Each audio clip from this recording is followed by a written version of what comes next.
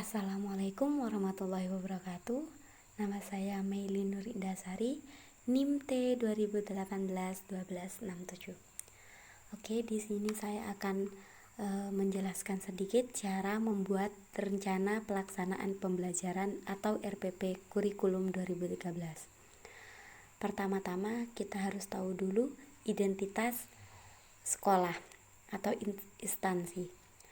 Pertama ada satuan pendidikan, mata pelajaran, kelas, materi pokok, alokasi waktu, dan tahun ajaran. Oke, untuk satuan pendidikan itu bisa kalian isi dengan sekolah yang kalian ajar, mata pelajaran, kelas, dan materi pokoknya juga begitu. Untuk alokasi waktu bisa kalian dapatkan di Prota dan Prosem. Tahun ajarannya menyesuaikan ya. Lanjut ke poin A, kompetensi inti. Kompetensi inti ya ini ada KI 1, KI 2, KI 3, dan KI 4.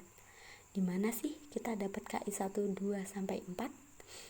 Kita bisa lihat di Permendikbud nomor 37 tahun 2018 tentang KI KD SD, SMP, dan SMA. Poin ke B, yang B, kompetensi dasar dan indikator pencapaian kompetensi. Ini juga bisa dilihat di Permendikbud nomor 37 tahun 2018 tentang KIKD SD, SMP, SMA ya. Bisa juga kalian lihat di KD SMP atau KD SMA. Yang C, tujuan pembelajaran. Menyesuaikan.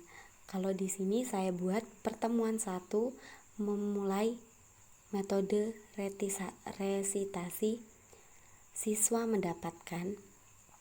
Jadi tujuan pembelajarannya itu kalian menggunakan metode apa dan dari metode itu siswa mendapatkan apa. Itu harus ada ya. Begitupun dengan metode pertemuan kedua dan ketiga. Lanjut ke yang D, materi pembelajaran. Nah, di pertemuan 1 apa yang kalian mau berikan, materi apa yang kalian mau berikan kepada peserta didik. Itu harus kalian persiapkan ya, menyesuaikan dengan kelasnya. Yang E, ada metode pembelajaran. Nah, di sini metode pembelajarannya kita pakai pendekatan. Nah, pendekatan apa yang kalian gunakan kepada peserta didik?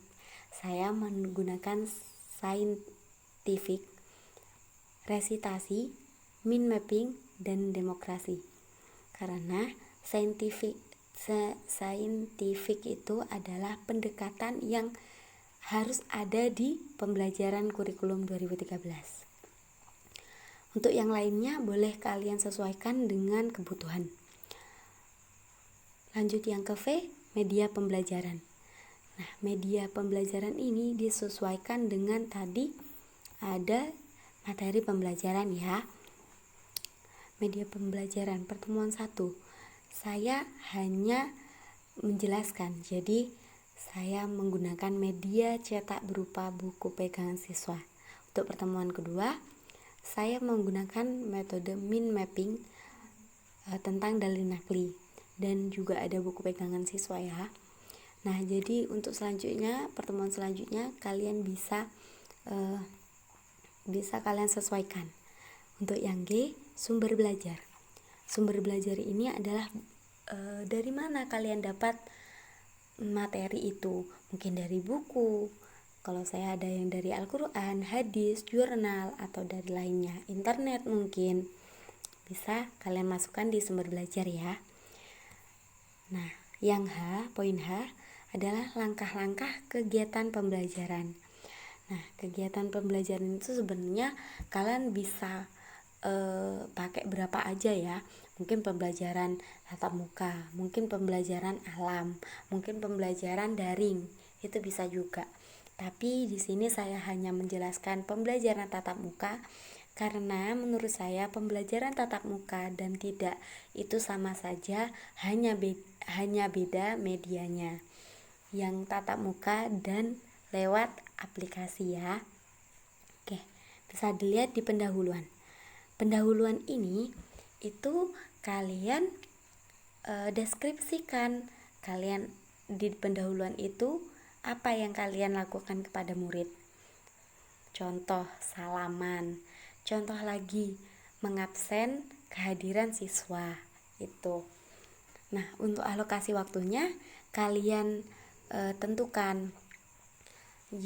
Jika 3 kali 3 berarti ada 3 kali pertemuan, dan 1 kali pertemuan itu ada 120 menit untuk SMP dan 135 menit itu untuk SMA.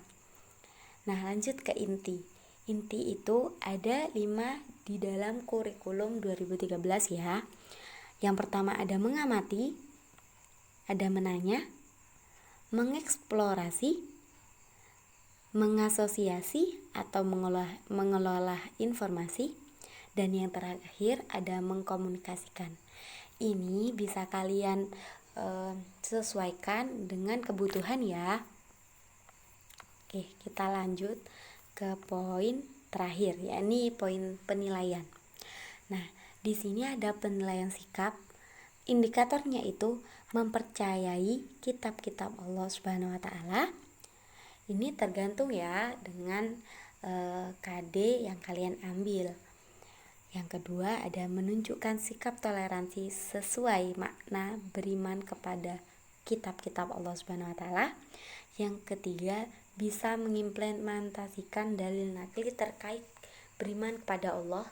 Yang terakhir bisa mempengaruhi orang lain agar percaya dan toleransi kepada kitab-kitab Allah.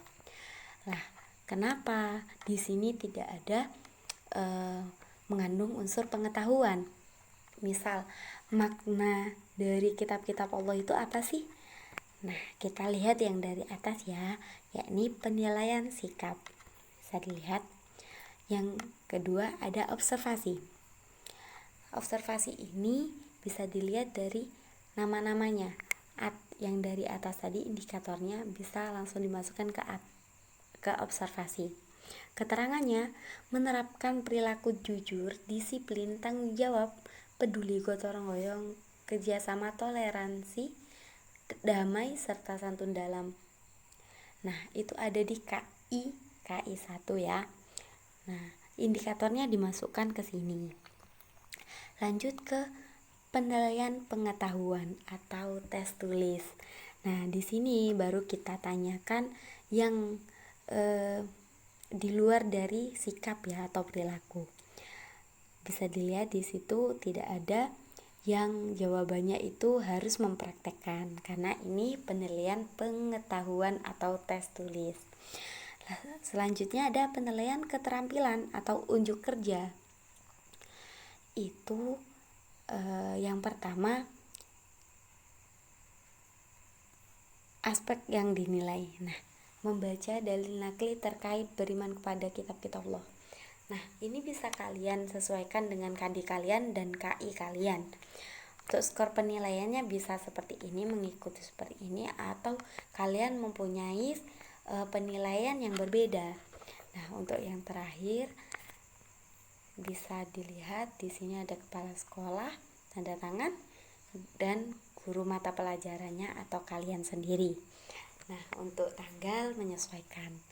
Terima kasih, semoga membantu kalian dalam mengerjakan RPP. Wassalamualaikum warahmatullahi wabarakatuh.